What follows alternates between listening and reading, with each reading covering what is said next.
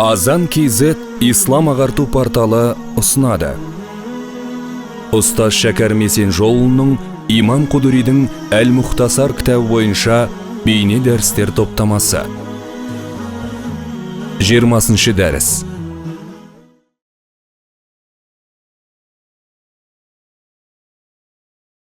أعوذ بالله من الشيطان الرجيم بسم الله الرحمن الرحيم الحمد لله رب العالمين والصلاة والسلام على رسولنا محمد وآله وأصحابه أجمعين رب اشرح لي صدري ويسر لي أمري واحلل عقدة من لساني يفقهوا قولي أما بعد السلام عليكم ورحمة الله وبركاته.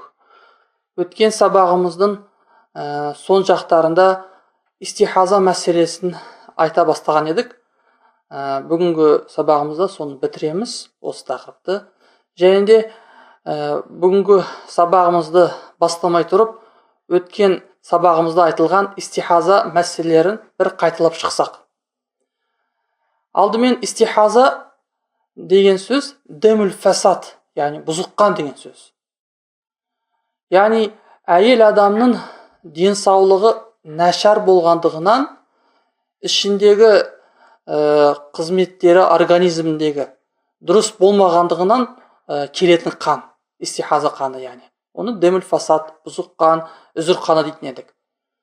Енді бұл жерде истихаза қаны деп біз әйел адамның 3 күннен аз, 10 күннен көп көрген қандарын айтамыз. Сол сияқты кішкентай жас қыз баланың көрген қаны да истихаза қаны болады. Сол сияқты кәрілік жасқа келіп, қан көруден, хайыз болудан үміт кескен әйелдердің көрген қандары да истихаза қаны болады. Тағы да жүкті әйелдің көрген қаны да тура солай истихаза қаны болады деген. Өткені Айша радиаллаху анха бұлай дейді: «Әл-хамилу ла тахиду». Жүкті әйел хайызды болмайды дейді. Жүкті әйел хайызды болмайды дейді. Бұл хадисті Дарақутни риваят қылады екен. Және де истихаза қанын көрген әйел, оның үкімі мұрнынан тоқтамай қан аққан кісінің үкімі сияқты. Яғни намаздан, оразадан тыйылмайды. Намазын оқиды, оразасын да ұстайды. Және де күйеуімен жыныстық қатынасқа да түсе алады. Тағы да мынандай бір мәселе айтылған еді. Мысалға, бір әйелдің бір белгілі бір әдет күндері бар. 7 күн дейік. Сол айына осы 7 күнде қан көреді. Ылғи осылай. Бір кез жаңағы әйел 7 күн әдет күні біткеннен кейін қаны тоқтамай аға берді. Ол әйел егер әдет күннен көбірек ақса да бәрібір де намазды оқымайды, оразасын ұстамайды 10 күнге жеткенше деген. 10 күнге жетіп 10 күннен асты ма, ол кезде намаздарын оқи бастайды. Бірақ та ол әйелдің хайыз күндері ол кезде 7 күн болып бекітіліп, қалған күндердің барлығы истихаза қаны болады. Мысалы 13 күн, 14 күн мысалы тоқтамай қан көрді. Әйел адамның өз әдет күндері 7 еді. 10 күннен асқаннан себеп ол хайыз күндері 7 болып бекітіліп, қалған күндер истихаза қаны, үзір қандары болып есептеледі екен. Осы мәселелерді айттық. Өйткені біздің бұл мәселеде дәлел ретінде ұстанатын хадисіміз Фатма бинту Аби Хубейштің хадисі. Жаңағы әйел пайғамбар саллаллаху алейхи келеді: «Я Расулалла, мен қан көріп жатырмын, бірақ қаным тоқтамай жатыр» деген кезде: «Я Расулалла, мен енді намаз оқымайын ба?» деп сұрайды екен. Пайғамбар саллаллаху алейхи вассалам оған: «Жоқ, олай үйтпе» дейді. Өйткені бұл сенің көріп жатқан қаның бұл тамырдан келіп жатқан қан дейді. Бұл хайыз қаны емес. Сен ичтанибис салята айяма махидики сумма гтасили ва таваддаи ликулли салах. Сен әдет күндері уақытында намаздан тыйыл, намаз оқыма дейді. Ал әдет күндерін біткеннен кейін не істейсің? Ғұсыл алып, дәрет алып, әр намаз үшін арнайы дәрет алып намаз оқы дейді екен. Осы хадиске сүйеніп біз бұл мәселеде әдет күндеріне қайтады деп айтамыз. Бұл хадисті Абу Дауд, Ибн Мажа, Ахмед ибн Хамбал ривайет қылады екен. Енді мәтінге келіп жалғастырайық армен қарай. Ва ин ибтадa'at ma'al bulugh mustahadatan فحيدها 10 أيام من كل شهر والباقي استحاضة. Енді негізі әйел кісі балиғатқа қан көру арқылы балиғатқа жетеді екен. Қыз бала егер қан көретін болса, итек кірғанын, ол кезде балиғат жасына жетті деген сөз. Ол қыз балаға намаз оқу парыз болады. Ол қыз балаға аурат жерлерін жабу парыз болып келеді. Енді осындай бір қыз баланы ойлайық, жаңағыда айтылғандай қан көреді, бірінші рет қан көреді. Енді қараса қаны тоқтамай ағып кетті. Аға берді, тоқтамай жатыр. 10 күнден асты, 20 күнге кетті. Енді ол қыз баланың хайыз күндері қанша болады? Истихаза қандары қанша болады деген кезде ғұламалар, біздің ғұламаларымыз Ханафи мазхабында, ол қыз баланың хайыз күндері 10 күн болып, ал қалғаны 20 күн, айдың 20 күні ол истихаза қаны болып бекітіледі дейді. Неге? Өйткені біздің мазхабымызда хайыздың ең көбі ол 10 күн. 10 күннен аспайды хайыз.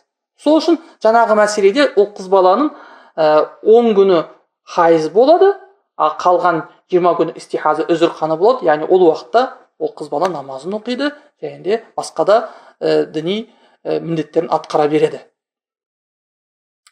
Вал-мустахадату. Енді истихаза қанын көрген әйел, уәмән бихи сәләсүн бәули, және де кіші дәретін ұстай алмайтын кісі, жаңағындай сідік тамшылары тоқтамай тамшылап тұратын кісі, үзірлі кісі. Уәр-руафу дайым, сол сияқты мұрнынан тоқтамай қан ағатын кісі. Уәл-жахулләзи ла ярқау, сол сияқты бір қан әлі тоқтамаған, жарасы жазылмаған бір кісі.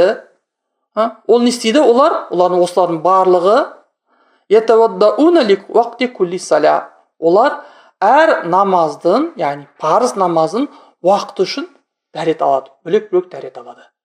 Сөйтіп намаздарын жалғастырады. Яғни бұл кісілер баста истихаза қанын көрген әйел, және де үзірлі болған кісілер, қан аққан, мұрнынан қан аққан, денесінде жаралы болған, қан тоқтамаған, немесе іші өткен, тоқтамай іші өтетін адам, мысалға. Бұлардың барлығы үзірлі болады, намаздарын оқиды, оқыған кезде де дәреттерін әр намаз уақытында жаналап тұрады.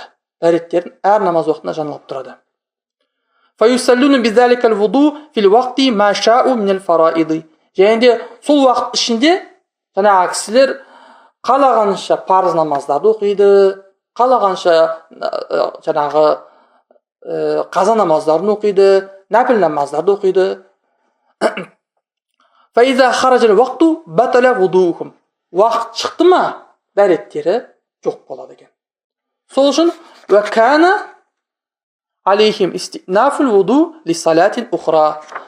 Келесі намаз үшін оларға арнайы басқа жаңа бір дәрет алу керек болады.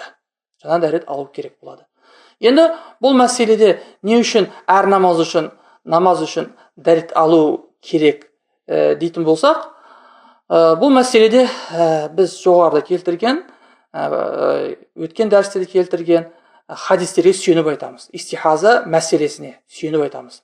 Ол жерде истихаза қанын көрген әйелге пайғамбар саллаллаху алейхи ва саллям таваддаи ликулли сала, татаваддау ликулли сала дейді басқа риваяттарда.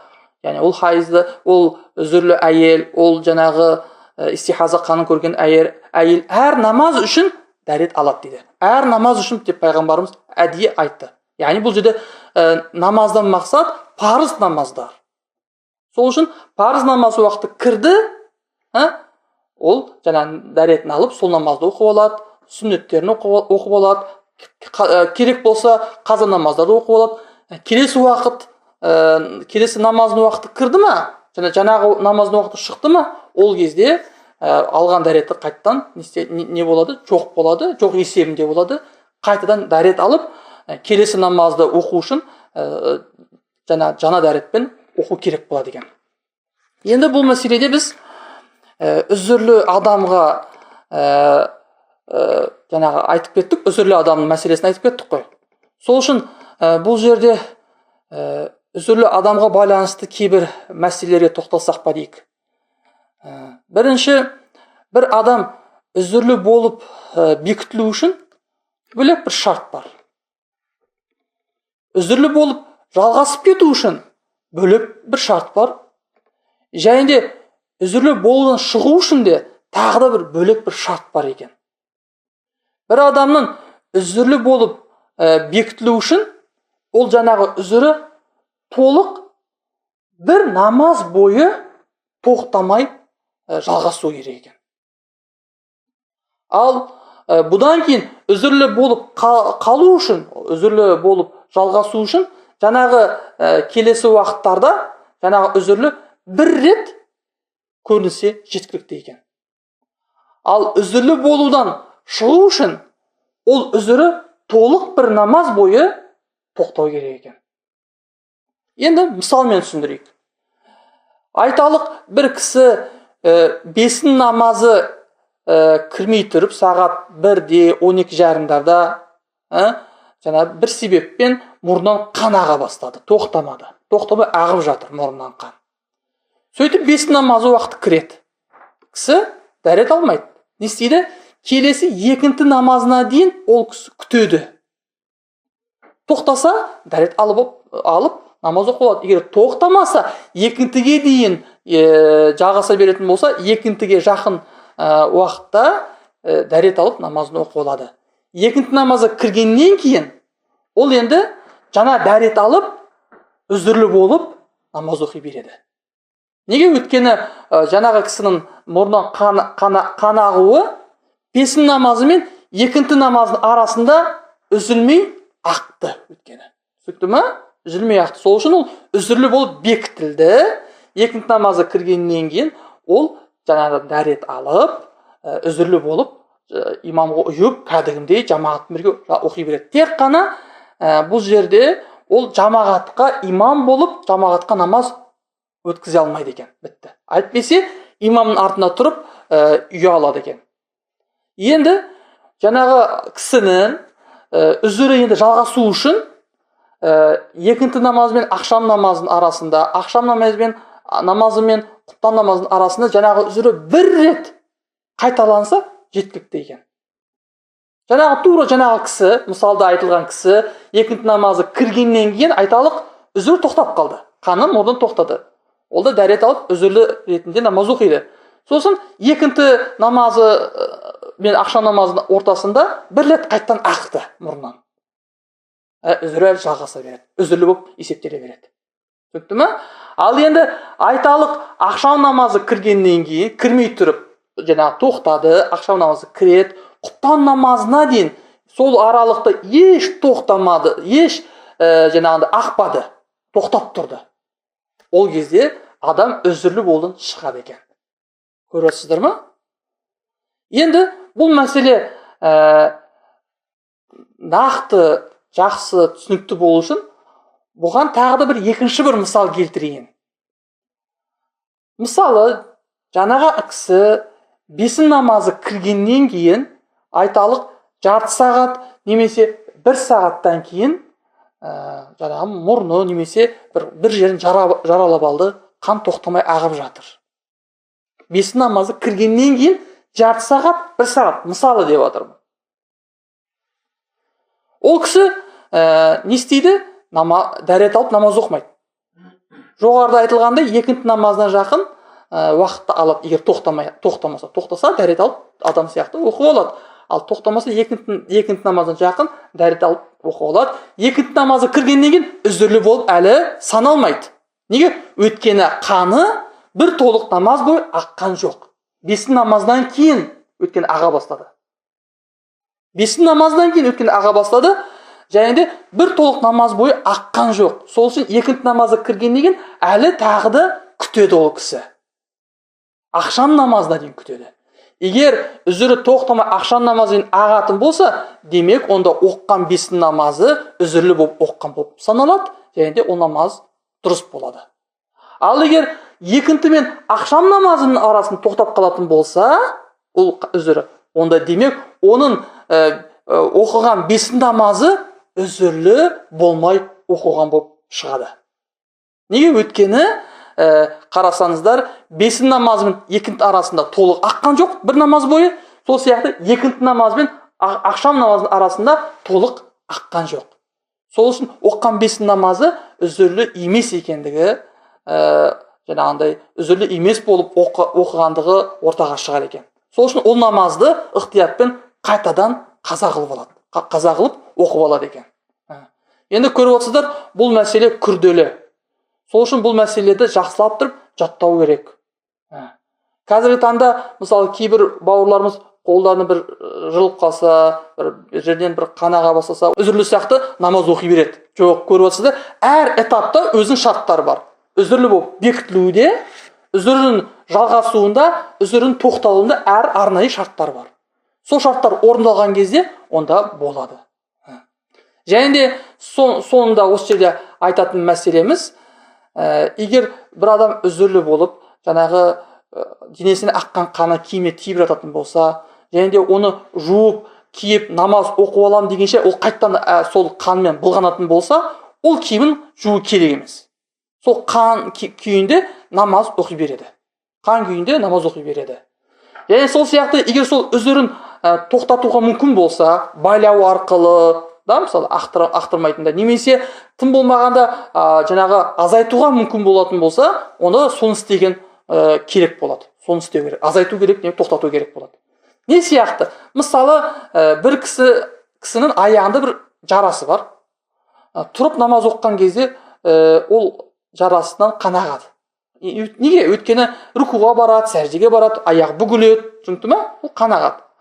Мысалы, егер тұрып оқитын болса намазда, онда үзірлі болады. Ал егер отырып оқитын болса, аяғын созып, ишаратпен, мысалы, рүкусын қылып, баспен, сәждесін одан төмірек қылып, осылай ишаратпен оқитын болса, мысалға ақпайды. Онда біздің ғұламаларымыз не дейді? Онда тұрып, үзірлі болып намаз оқығаннан көрі, отырып, үзірлі болмай намаз оққан абзалдырақ дейді. Сол үшін ол жағдайда не істейді? Адам егер отырып намаз оқыған жағдайда қан ақпайтын болса, онда отырып оқу керек дейді. Иншалла. Альхамдулилля, осымен истихаза соған байланысты үзір мәселесін бітірдік. Енді келесі дәрісімізде нифас мәселесін айтамыз. Енді ол қатты үлкен емес. Осымен бірге біз hukmi taharatты бітірген боламыз. Тахарат екіге бөлген едік. Hukmi, хақиқи. Hukmi taharat, хақиқи тахарат. Енді келесі сабақтарында хақиқи тахаратқа бастамастан бұрын, ол енді нәжастар кәдімгі, лас нәрселер. Осы hukmi тахаратқа байланысты бір қосымша бір мағлұмат бермекшімін. Қосымша бір дәріс өткізбекшімін. Яғни бұл имам Қудри өз кітабында оны айтып кетпеді. Дәретті бұзатын нәрселерді айтқан еді имам Қудри. Ал дәретті бұзбайтын кейбір нәрселерді ғұламалардың арасындағы ихтилафты мәселені айтпай кеткен еді. Осы келесі сабағымызда, Алла нәсіп болса, осы нифас мәселесі қысқа ғана, содан кейін осы қосымша дәретті бұзбайтын мәселелерге тоқтамақшымын. Алла нәсіп болса. Ассаламу алейкум ва рахматуллахи ва баракатух.